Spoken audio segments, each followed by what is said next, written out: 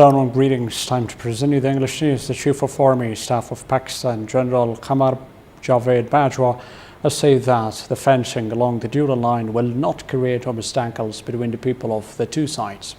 According to Inner Services Public Relations, the media wing of the military, General Bajwa made the remarks while meeting President Muhammad Ashraf Ghani during his visit in Kabul on Tuesday.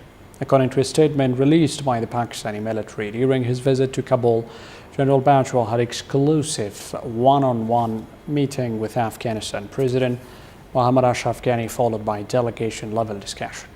Referring to border fencing, the army chief said that this is an obstacle for checking terrorism and not between people of both sides. Pakistan started work on fencing the line in June last year, covering the areas which the Pakistan authorities are the most prone in terms of the movement of the militants. Said Sadat Mansour Nadri confirmed his resignation from the Ministry of Urban Development and Housing, as he cited health issues as the main reason behind his decision to step down. Speaking during a press conference, Nadri said his resignation has been accepted by President Muhammad Ashraf Ghani. In the meantime, Roshan Walsman was introduced as the acting Minister of Urban Development and Housing, together with 4 new deputy ministers. Said Nasser Khaliq was introduced as Construction Affairs Deputy Minister. Aziz Ahmad Gulistani as Housing Affairs Deputy. Roshan Walsman will also serve as the Urban Affairs Deputy, besides serving as acting Minister. And Humayun Faiz was introduced as Enterprises Affairs Minister. Trump's speech in our time moment. There are so many points on could dilate on. The deal we struck is less concrete and detailed than the previous deals we cut with North Korea. It contains fewer assurances and binding guarantees than the Iran deal, though Trump does have a point when he says at least we are not giving North Korea $150 billion.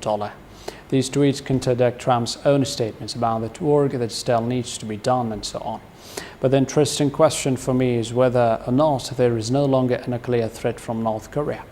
On the most basic level, this is pure balderdash. Literally, no facts on the ground have changed from the day before the summit. The Norks have the same missiles, the same warheads, and the same capacity to do what they wish. There has not been a single relevant or meaningful de-escalation on the ground or under it.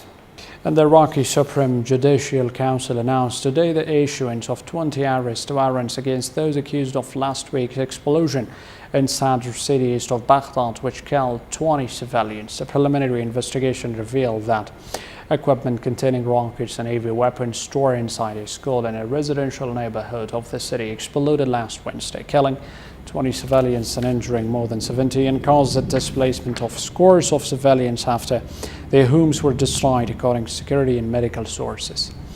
The competent courts have taken appropriate legal action in connection with the explosion of the arms spells in Sadr city.